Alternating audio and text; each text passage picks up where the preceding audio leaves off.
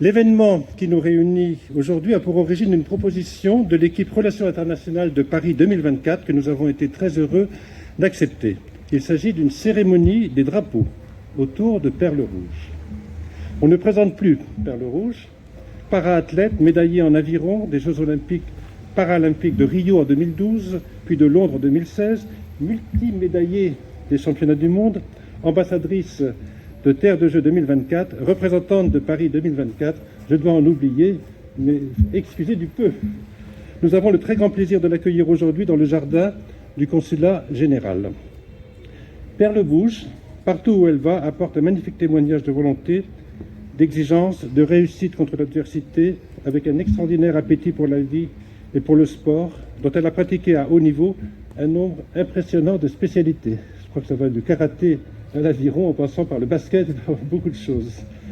Aujourd'hui, c'est aussi avec des symboles qu'elle vient nous voir. C'est en effet 3 drapeaux qu'elle nous apporte. Le drapeau olympique, le drapeau paralympique et le drapeau de Paris 2024 que nous allons déployer dans quelques instants. Je vais lui donner la parole rapidement pour qu'elle vous explique la signification, l'organisation, la portée de cet événement. Ce que je peux vous dire, c'est que les drapeaux ont déjà fait beaucoup de chemin depuis qu'ils ont quitté Tokyo, organisateur des précédents Jeux Olympiques en 2020, pour être transmis à la ville hôte des prochains Jeux Olympiques, Paris 2024. Les drapeaux ont en effet traversé plusieurs pays, outre la France naturellement, l'Allemagne, la Grèce, la Belgique, mais le Maroc est le premier pays non européen à les accueillir et nous sommes très fiers que la cérémonie se tienne ici, dans notre ville de Casablanca. Il nous a semblé important de mettre à profit cette belle occasion pour mobiliser ce qu'on appelle l'écosystème sport local autour du personnel du Consulat général et après les Olympiades handisport organisées par l'école internationale bilingue, l'EFI, je cherche des yeux son directeur, voilà, qu'il faut remercier pour sa belle initiative.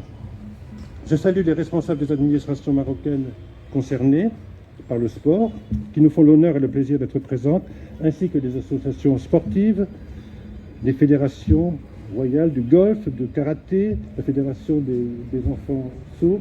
Merci vraiment beaucoup pour votre action, merci pour votre présence. Et nous sommes très heureux que plusieurs champions marocains, parmi lesquels plusieurs handisportifs, aient accepté de se joindre à nous autour de Perle Rouge. Permettez-moi de les nommer. Ben Bichar Hassan, football, Ouidad, je ne sais pas où il est. Sadia Bastos, escrimeuse. Abdel Haji Boujar et Abdelrahim Toulal, joueurs de tennis en fauteuil roulant, je ne sais pas s'ils sont là. Abdul Bakr, champion de surf. Hassan Chakboub, l'un des meilleurs handigolfeurs du monde, je ne sais pas s'il est là. Voilà, bravo. Marwan El Hanini et Zineb Sitar, basketteurs et basketteuses, les voici, bravo. Zineb Haris, handi-championne de voilier solitaire. Et là-bas. Je dois en oublier, je n'ai pas votre nom sur ma liste, mais je vais vous saluer au passage. Donc félicitations à tous. Et pour finir, c'est le milieu associatif du handisport que je salue à travers la présence de leurs animateurs présents ici, en rendant hommage à leur action au Maroc. Asma Roudani pour Handicap Sport et Boujar, tennisman, président fondateur de l'Association des handicapés pour le développement et le sport. Merci à tous. Vraiment.